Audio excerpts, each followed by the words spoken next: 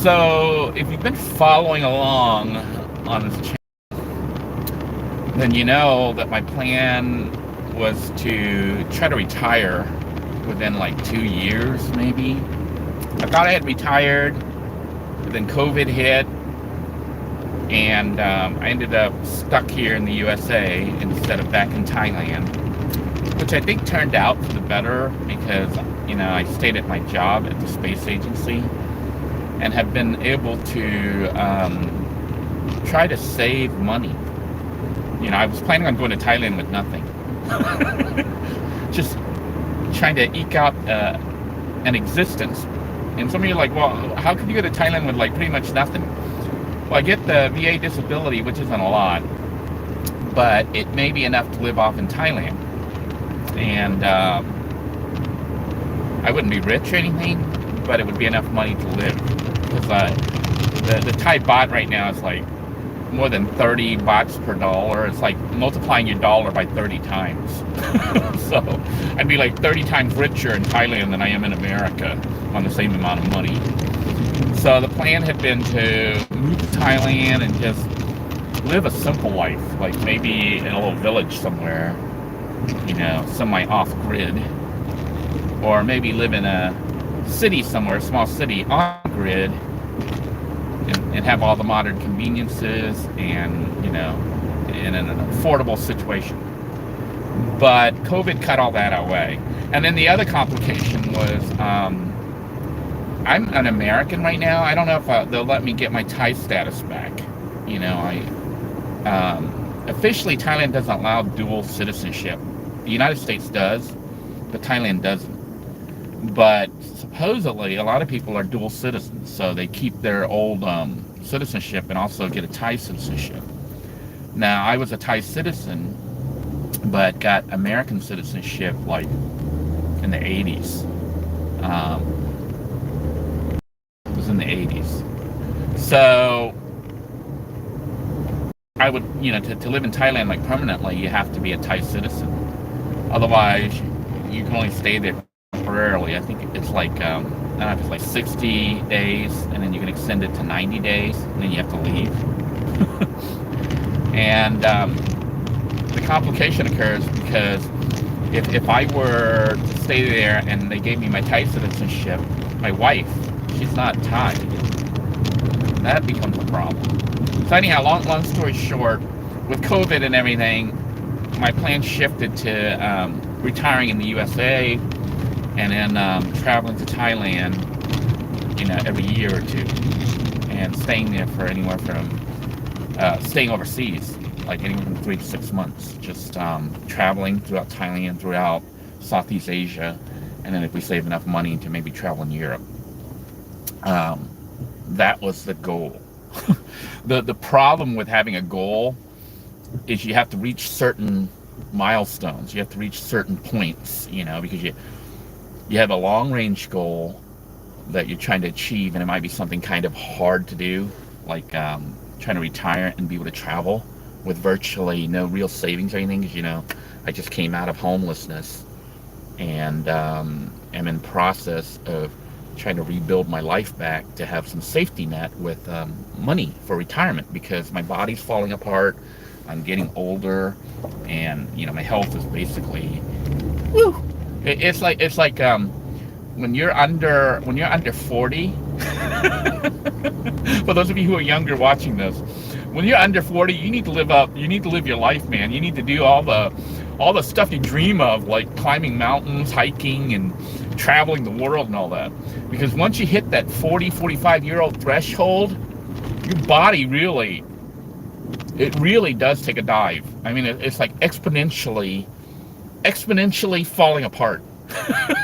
So if you're young, if you're under 45 years old, do all the stuff you really want to do. Seriously, try to do it. Because once you hit 45, hit that hump, that little ache that used to go away, like when you wake up in the morning and you might have a little tiny ache or something, or you stub your toe and it goes away after a few minutes. Once you pass that hump of 45, it sort of doesn't go away. So, and I'm speaking from experience. My cuff muscle, I guess they call it the cuff muscle here, shoulder muscle here. It's all ripped, and I think this side's bad too.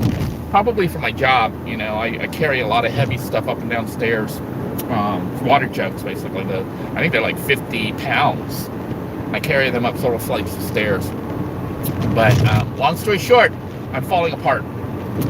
And not am I only physically falling apart, my plan is falling apart.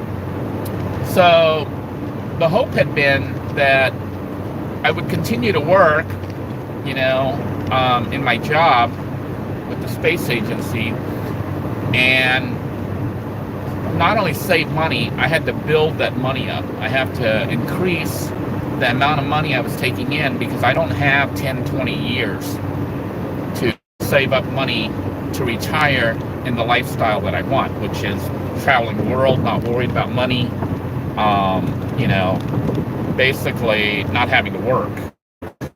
You know, everybody's aiming for that, right? Not having to work. I appreciate all your comments. But anyhow, so to the ends or the means of my ends of being able to travel the world and not worry about money, I was trying to build up various investments like land, property, and stocks and bonds. Well, stocks really, and also even trying stuff like becoming a professional gambler. And some of you are like, you know, these are kind of highly risky schemes you have here to try to make money. I know it is risky because it's high risk for high rewards. When you don't have time, you have to take that risk, because if you don't take that risk, you're not going to hit your goal, your threshold of where you need to be. So I had been hoping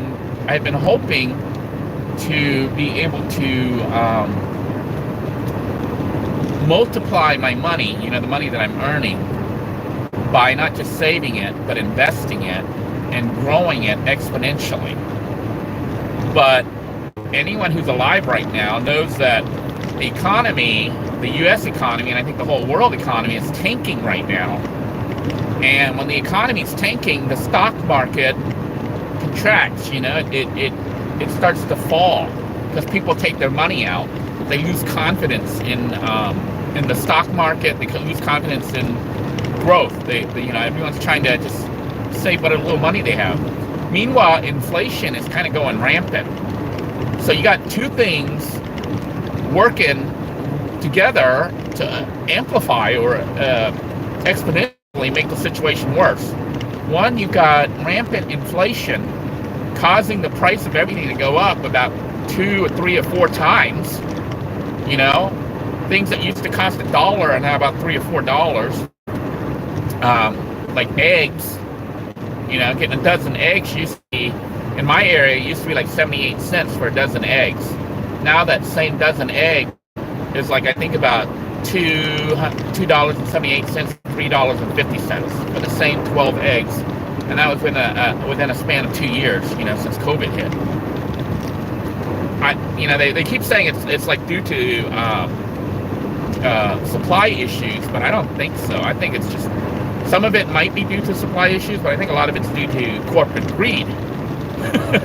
Because for the first 2 years of COVID, a lot of companies were reporting huge earnings, like Walmart, you know, one of the bigger food suppliers for the people who shop there. They were making all sorts of profits, and their stocks were going up. But see, you can only get up so much before the people run out of money. And then everything starts to tank. We can afford to buy the $3 eggs. I put my money in stocks. Some of you know I had put in approximately $2,700. Spent $2,700, and it actually went up for a while. I was kind of gambling on just stocks, and got it up to, from $2,700, I got it up to $3,600 total in like a 1 week period. And I was like, wow, you know, that was when I did the video. I said, man, if I could make $200 to $500 a day on stocks, which is what I was doing when I did that video, I was like, this is way more than I make on my job. This would set me up for retirement. Within 2 years, I could hit my goal. I was trying to hit 20,000, but really aiming for $200,000 in 2 years. I was trying to make $200,000 in 2 years off the stock market. And then I was like, well, to increase that even more, I'm a pretty good gambler normally. I normally win all the time at blackjack. And so I tried that. Well, several things happened. Originally, it was all going good. It was like I was winning at the casino, and the stocks were going up. I was making between $200 to $300 a day on my stock choices. Okay? And then suddenly, in like mid-October, like October 17th or something, I don't know, sometime in late October, mid to late October, it fell apart. The stock market took a huge nosedive, and I lost. I started losing money. I was losing like $200 to $500 a day. I was like, what the heck? I went from making $200 to $300 a day to losing $500 in one day off the stock market. And then the gambling fell apart, losing. So both high risk, both losing. And I was like, my gosh, I'm losing so much money right now. So I lost, since that video where I was up, I had been up to like $3,600 for my initial 27. I dropped down to less than $1,500. Okay? And it was continuing to drop, and is continuing to drop even now. I'm still losing. So I started to cash out some of the stocks, and some of you say you should sit tight, and well, I can't afford to sit tight because the money's just disappearing. It's like, the dollar, because of inflation, is buying less, but not only is the dollar buying less, it's decreasing the amount of value of the dollar that I have. Like instead of $3,600, I was down to 14. Because the stock values had dropped so drastically. And I know there are people who invest hundreds of thousands of dollars, so they've lost a lot more than me. But normally when I have a goal, I'm able to reach it. I'm able to have these checkpoints. And it seemed like no matter what I was doing, whether it be gambling or gambling with the stocks, gambling with casino, gambling with stocks, I was losing. I wasn't winning at all. In a normal cycle, you go up and down, and hopefully, if you make the right choices, you go up more than you go down. Right? You're a winner if you're ahead of the others. If you're up more than you're down, you're winning. But with the stock market, no matter what choice I made, it kept going down and down and down and down. No matter which stocks I bought, it went down and down and down. And then with the gambling, I couldn't win. I kept losing. I don't understand. So at this point right now, I'm starting to reassess the situation. And, my wife, I spoke to it about it with my wife because I was getting really depressed. I was like, I don't know what happened, honey. I'm losing. I've become a loser. I normally win all the time. I normally see something, and I go for it, and I get it. It might take time. And then, my wife reminded me, she said, maybe it will take time. Maybe you just take a break. Just step back. Because what happens when you start to lose, you go back and fight, like that's what gamblers do. You start to lose your money at the casino or whatever, and you start to say, man, I got to get my money back. I got to get my money back. And you start panicking, and then you start sinking more money in to lose the money that you sink in, and it's like this big, huge black hole that starts sucking up all your resources. And you lose even more, and then when you finish losing everything, you get really depressed. You're like, man, I should have quit when I just lost the initial batch, but instead I kept sticking more in there, hoping it would change. And it didn't change, and I lost everything. So, at this point right now, I'm kind of stepping back. I've stepped back on the gambling. I can't afford it anymore. And same with the stock market. So I still have some money in stocks. Like I switched over from buying the penny stocks to buying stuff that was supposedly a little bit more stable. Like I had bought Ford, which has plummeted for the first time in forever, and I bought Walgreens because these supposedly paid pretty decent dividends. And then I had to sell it all because they were plummeting, and I didn't see an end in sight. I think if you had the money and you didn't need it, you could hold it in there and wait for it to go back up. 'Cause if you don't sell the stocks and the company doesn't go bankrupt, you didn't lose anything. It'll go back up. But if you need to pull the money back out to cover stuff like gambling at the casino, you're in trouble, which is what happened to me. So I started to pull the money out at a loss, and I'm glad I did, because some of the companies that I was investing in, they went kind of like, they got delisted, by NASDAQ and all the other stock places. And when they get delisted, there's less people investing in it. So the stock prices tend to stagnate and drop. They don't go up much. And they might even go to zero, which means the company kind of went bankrupt. And you just lost all your money. So at this point right now, if I had a lot of money, it might be a good time to invest in certain stocks. And, a lot of people have been pulling the money out of stocks to put them into more stable stuff like bonds, saving bonds and stuff like that. And some viewers had suggested certain things I could try to save money, and might be really good ideas. So the problem is I don't have that kind of money to invest anymore. And the other problem is I did put some into, I guess they call it like ETF funds and stuff like that, and they were plummeting too. So no matter where you put your money in stocks in the market right now, it seems like it's falling. And then, I was reading a lot about it, and they say your best investment right now is actually cash. Cash is king. So having cash on hand is the best. But, cash on hand with inflation means the cash you're holding is losing value. So what that means is, like, if you could buy something for $1 and you have $1 on hand, that sounds great. But now that thing that you bought for $1 costs $3. So your dollar is worth less. So I don't know if you guys have suggestions. You post them, because I'm going to read them after this, because everything I was trying was failing. I didn't even have any success. It's like this dark cloud hanging over me. I cannot seem to bust out of this failure.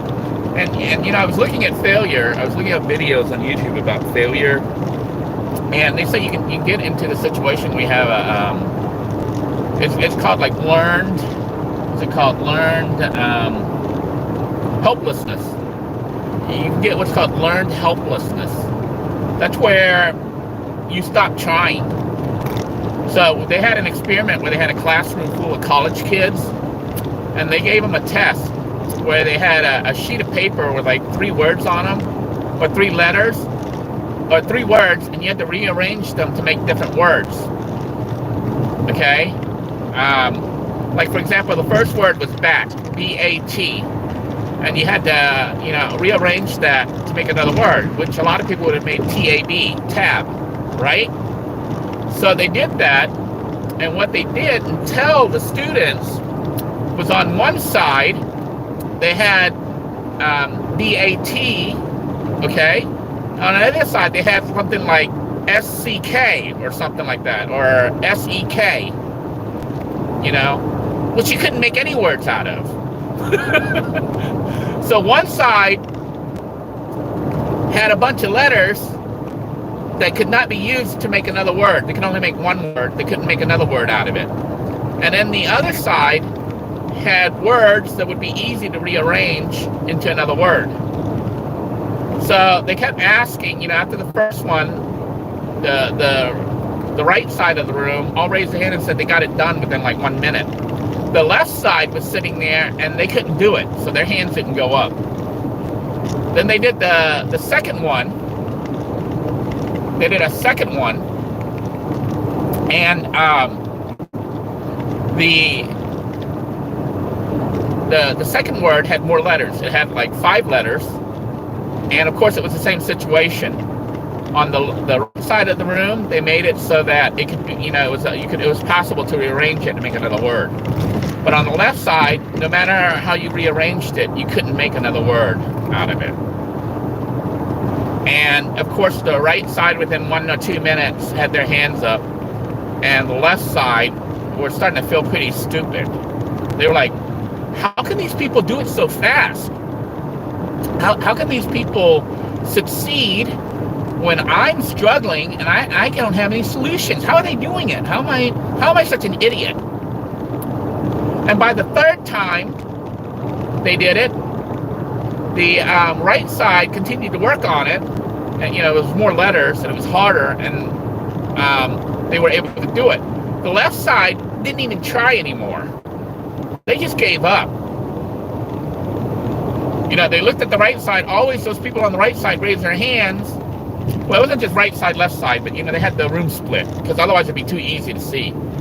But it looked like certain people were able to do it, and if you failed on all 3 of them or on 2 of them, by the 3rd time, you didn't even want to try anymore. You were at the point of learned helplessness. You didn't even try anymore. You felt you were stupid. You weren't smarter than the others, that you couldn't achieve what other people could easily do, and you were an idiot.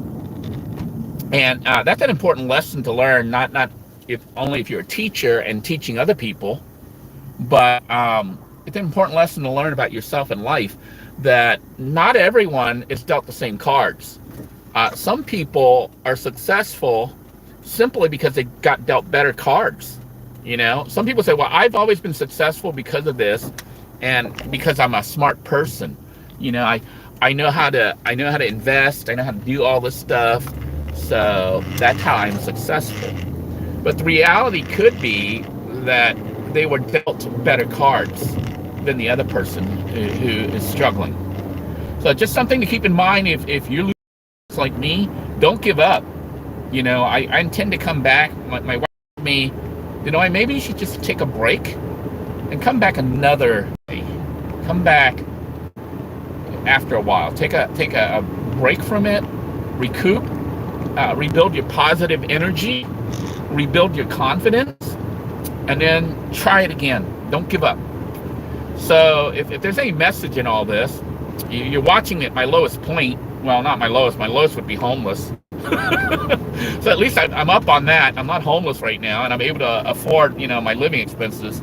I'm just not able to reach my $200,000 in 2 years goal of savings or money, funds available for travel. And I still don't have my job set up where my business, where I make money, even though I'm just traveling and stuff. The plan had been to set up a side business that continues to make money, and I don't have to really, I can work remotely. I don't have to be there in person. I can do it remotely and make money, which would be like through stocks, buying, selling stocks, dividends and things like that. So it didn't happen. I'm taking kind of a break right now. I may try again. I might try something different. But, they say insanity is trying the same thing over and over and over again and expecting a different result. So maybe I need to tweak the formula a little bit, or maybe it's just one of those times where bad luck is just hanging over you. So I don't know. I know that I was really depressed for a while. I didn't want to get up. I was like, man, everything I touch turns to crap. Everything. It wasn't just like one thing. It was like no success at all. No matter what I did, there was no success. So at this point right now, I'm trying to get little successes, like waking up in the morning and making my bed. So that's where we're at. We're at the point of saying, Denoy, make sure you get up when the alarm goes off. Make sure you make your bed. Because then you can at least have the success of knowing that you made your bed today. And when you come back at night, when you're ready for bed, to go to sleep, the bed's made. You did something. So that's where we're at. So if you're like me and losing confidence in yourself, take a break from the hard task you're trying to do right now, because maybe the timing just isn't right, or maybe God has something different in mind, right now. So take a break from it if you can, because sometimes you can't. You just have to keep pushing. Sometimes you can't take a break from that hard task.